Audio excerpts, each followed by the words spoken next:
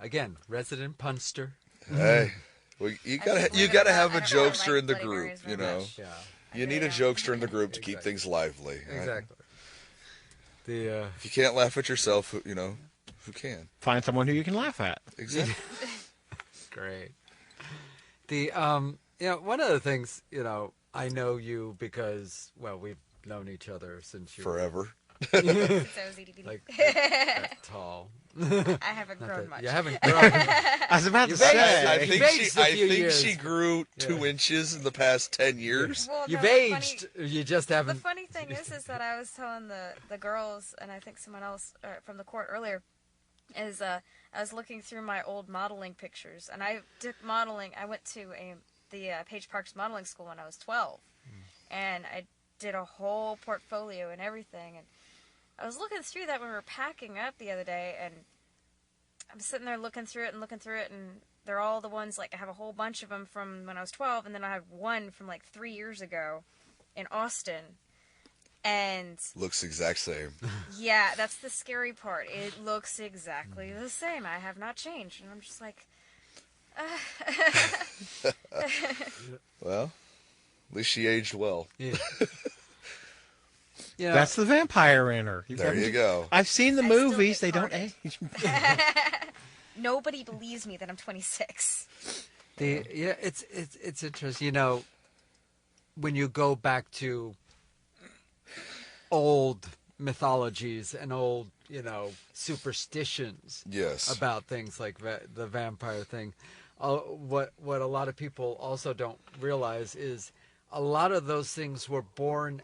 The superstitions were born, out of a fear of the dark, number one, in a time when all you had was candles to light with. Yes. And two, for some people, medical conditions. Exactly. Which caused them to be... he said the whole thing about the wolf thing. Yeah. The werewolf thing. I mean, there is a condition that causes people... some people to the be werewolfism. completely covered in hair. Yeah. Yes. There is a condition that makes some people very sensitive to light.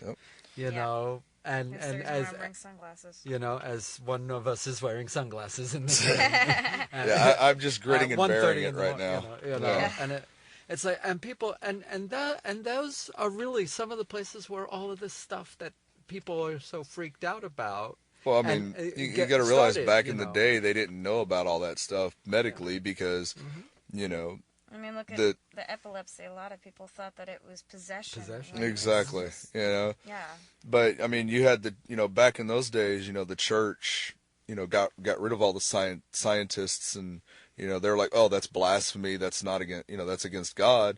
So you're lacking 200 years of scientific, research and everything like that. There are many scientists who've said if we never had the Dark Ages, we would be so far into the future scientifically now that we'd be living on the moon. We'd be living on Mars by now. Oh, don't worry, the Dark Ages are coming back. I know, and that's what a lot of people Just are look worried at the about last because, election. I mean, exactly. But I mean, you look at the way religion has evolved over time. Now the church is actually going, I see the light. Science is good. It cures us. We can't just rely on faith and hope and all this. You need actual herbs and medicines. So they're starting to go, okay, knock on wood, let's get this done right this time. And that's why I have a lot of appreciation for the new Pope, because he's coming around and going, guys, we need to rethink ourselves here. And everybody in the church was like, wait, what? When he said that, I saw that on my Facebook feed one day, and I'm just like, wait, what? Have I died? Have I got to heaven? The Pope has got a brain? Like, holy cow, he's thinking for himself. It's a miracle. And I love the guy. Somebody taught them the word rebranding.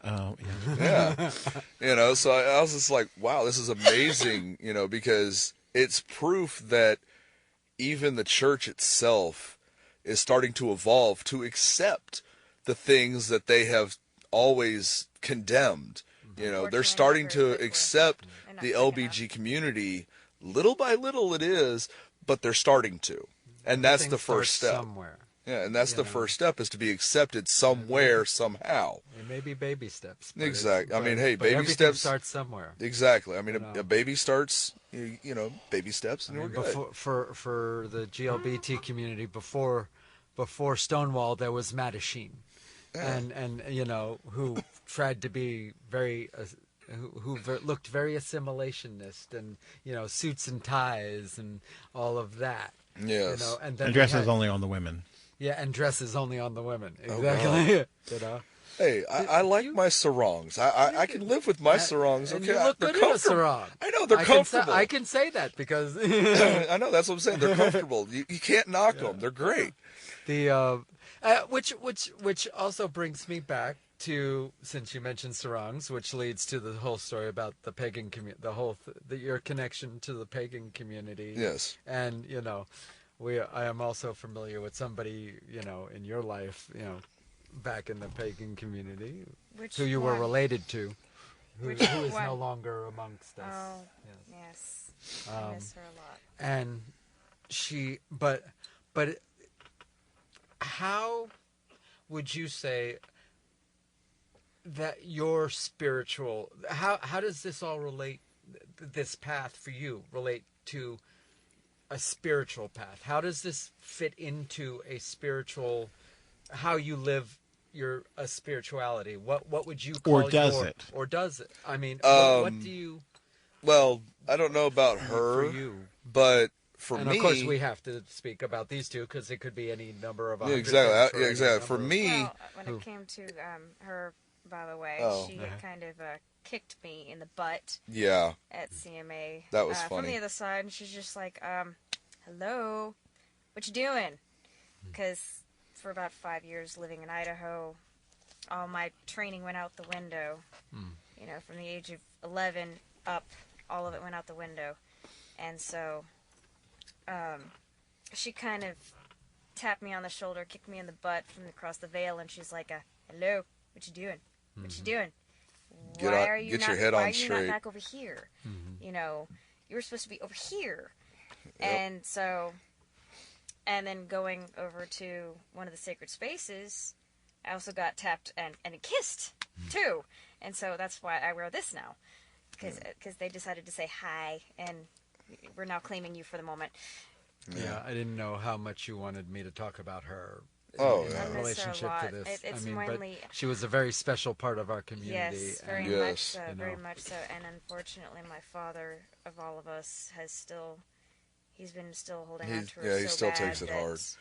I can understand the that. painting that I had painted for her, because she kept saying when she was alive that she was going to be reincarnated as a fairy, whether anybody liked it or not. Yeah, And I think she got her wish. Yeah. She did. A lot of strange things can happen when you're out there on the land. Oh, yeah. Related Oh, yes. to, especially related to the folks that we have moved on. Oh, to yeah. the other Yes, side. very much You so. know. But Anyhow. but yeah, her. I don't know about her though, but like spiritually, the whole aspect of vampirism. Again, like I said, it's not just physical, it's not just mental, emotional, but it is spiritual. Because in order for a person like myself to feed, I have to have a very close, intimate relationship with the person who is my donor. I am a tantric vampire. I'm a tantric feeder, so I feed off of sexual energy, which is another reason why I've been, mainly I've been a strip club DJ. Yeah, same There's a time. lot of of sexual that energy energy in those a kinds of strip places, club. Well, yeah. see, I'm a Okay, dancer, so and everybody's sitting there Yeah. knocking me for working in a strip club, and I'm like, but that's the best place for me to feed. It's like Exactly. I've got all these girls walking around, loving on me because I'm the DJ, and granted, a lot of them are telling me that I'm cute, like this one over here, but I've always said I'm like a pretty, pug. like, I'm so you are ugly, I'm cute. So yes, I know she's about to slap me for that one. And that's the other thing when we're talking about the energy that you're Yeah, just, connecting There's with multiple in the different ways to feed multiple different Yeah. types of Exactly. things, and because when people get again that other idea of what it means to Exactly. be, they get the idea of against their will, against Oh and no, it's like- everything Yeah. and we all of that, do, we everything- for actually you guys, it's- shun. Yeah. We shun, especially our court, anybody and everybody who feeds without permission from someone is shunned in our community. It's looked down upon. It's practically rape, and we think of it that way. It is rape. It's energy rape, and so 'Cause it does we take a we lot have out of a our person. laws. With their Our laws in our court are absolute on that one, especially if you're caught doing that, or if it's if we find out about it, you're gone. We will exile your butt quicker and fast in a hurry. I don't care, because it's about protecting our people. If you're not going to feed properly and responsibly and maturely, you don't need to be doing it. I mean, there's a phrase that a lot of people use, especially even amongst non-vampire pagan community folks, is the phrase "energy vampire." Yes. People who draw, and there are those who are doing it intentionally, Yes. Yeah. and those are the ones those that who we don't realize they're doing. I mean, there's as Lawyers? much that sometimes. Yeah, and the ones that Lawyers. don't realize it are the one. The ones that don't realize it are the ones that we try to help. Yeah. Because again, we know, you can tell who's doing it intentionally and who's doing it, subconsciously.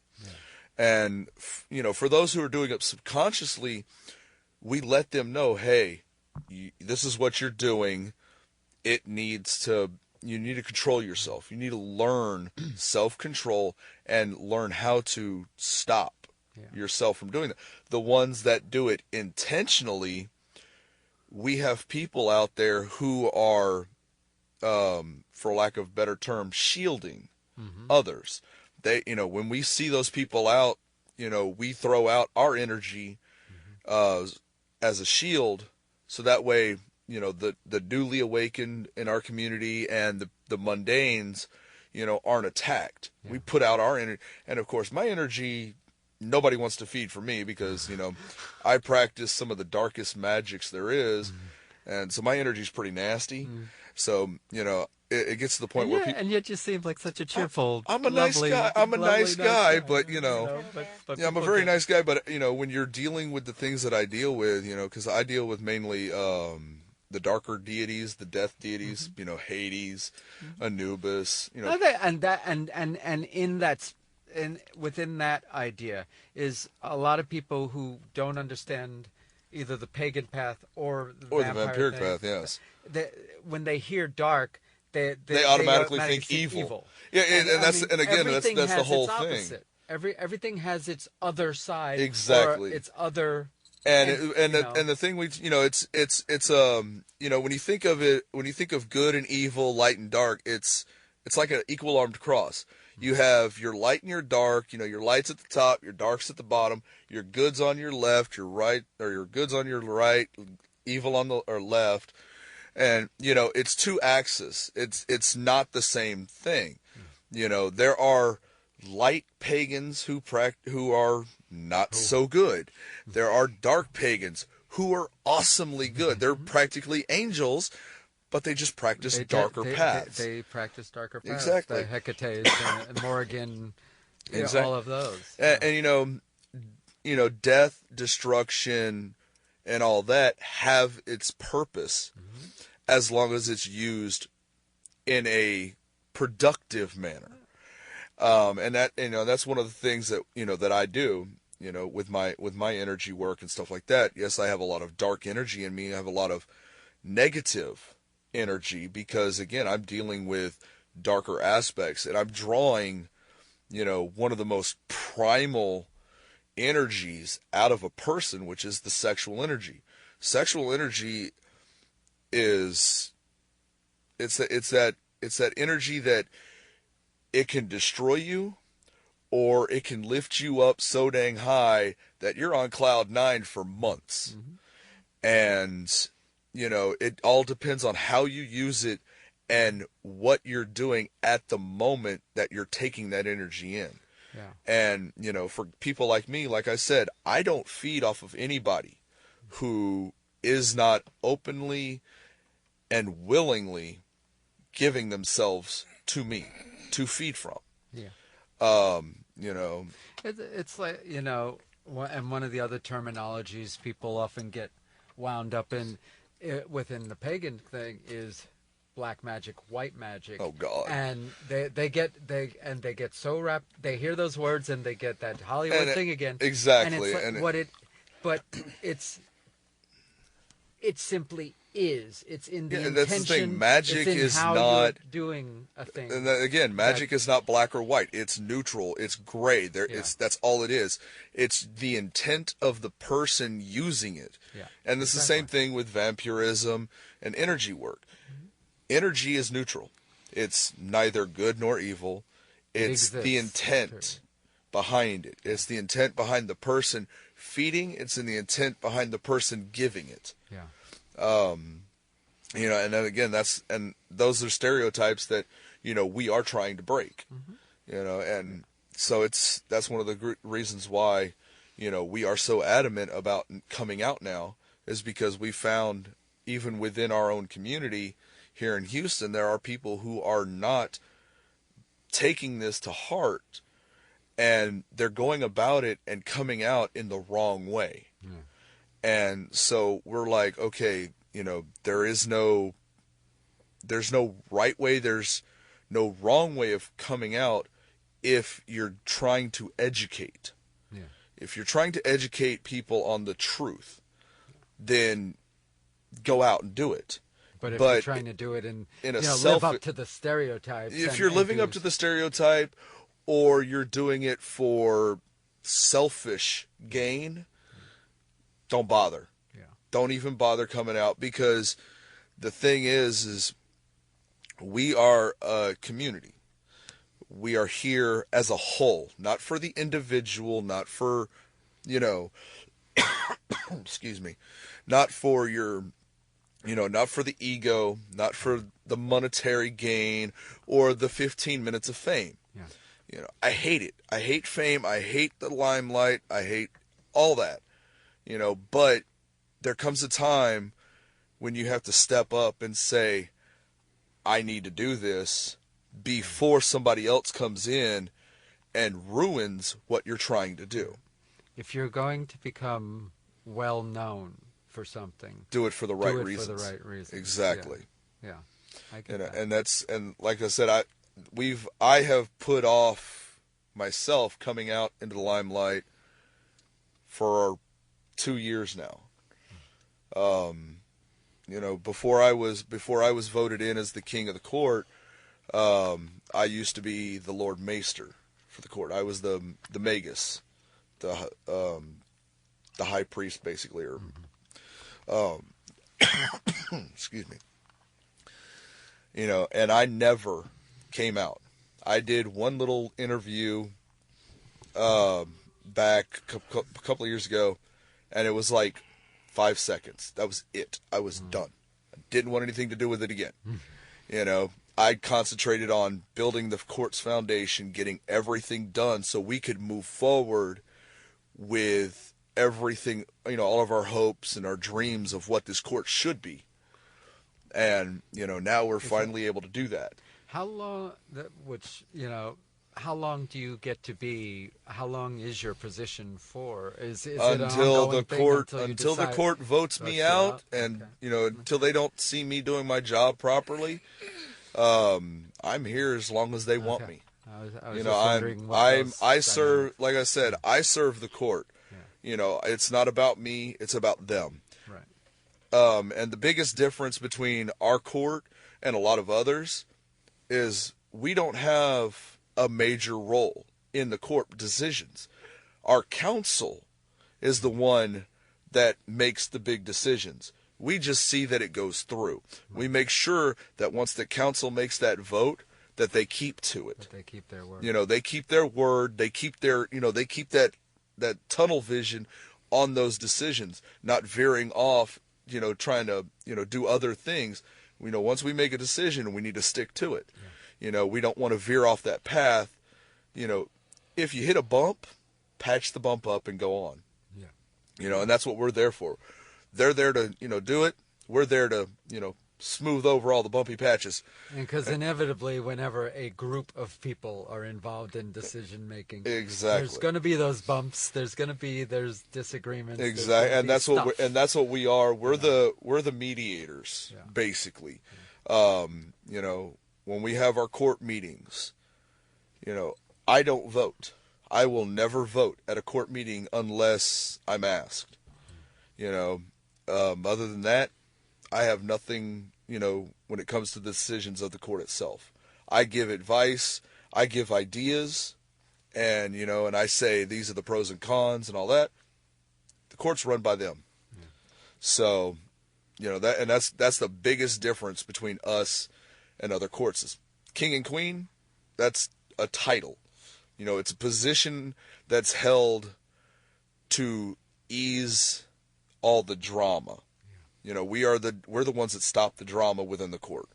If somebody tries to overthrow a court member or start a fight or anything, I'm the one that steps in and says, you got two choices: my boot or shut your mouth. And that's pretty much what we do. And I'm very proud that we've done that, because it shows us that, and it shows the community that we are mature enough to work together rather than butting heads. Yeah.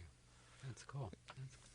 I was just curious about those details because, you hear so often, if somebody is in a position of power. Yes. And they're not told. It goes to your head. It goes, Yeah, and that's the thing, In the pagan community, we often refer to it as HP syndrome. Yes. High priest or priestess syndrome. Yes. Oh, aren't you fond of your own title? And God. sometimes you just got to go, hey, step back. Because the person you're saying that to is also a priest or a priestess. Exactly. It's like, and they have their own authority within their tradition, within who they are in the community. Just step back, But there's always, and I've within the pagan community, I've seen that happen so often. People love to quote how many covens they've been a part of, how many, or what their position is. Yes. And I am high priest or priestess of this, and I've been doing this for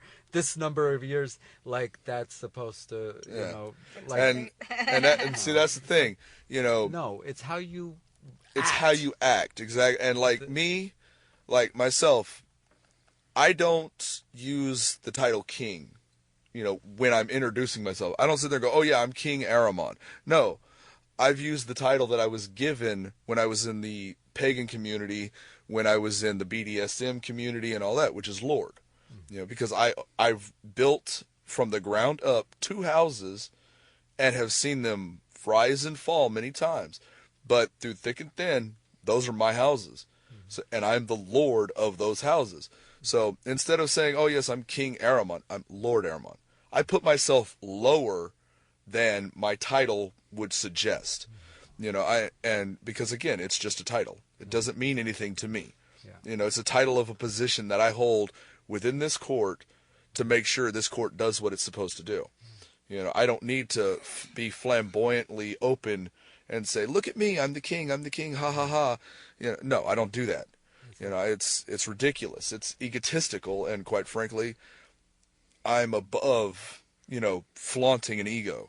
It's beneath me. Yeah, that's the thing for my own thing is like, when you have that face that everybody gets to see somewhere. Exactly. It's like, but, and I can relate in the area of my physical condition. People are always saying something like, they'll start by saying, I'm dealing with this, but it's not as bad as yours. And as if mine is, as if somehow, because I am physically. Exactly, like, because it manifests physically. Exactly. My thing is, we're on, as far as I'm concerned, I'm not up here above anyone. Exactly. I don't care what names I get, no matter what nice things people say about me, whatever the names people put on a piece of paper or whatever. For me, we're all on the same game. We're all on the same level. We're all playing Exactly. the same field. And that's again that's what our court's about, equality. Again, it's just a title. The king of the court is just a title meant for a position that someone holds, just like our ministers and even other positions that we have titles for. It's just a position. We're all equal. We all have a vote. We all have our say. We may not agree all the time, but when we don't agree, when we don't agree, that's when we'd sit down and go, okay, well, why aren't we agreeing? What are the pros? What are the cons behind this decision that we're not agreeing on? And when we write, we figure that out and they go, oh, the pros are better than the cons. Well, let's go do it. Or if the cons are bigger than the pros, all right, we're going to stay away from that. It's a community decision when it comes to what we do.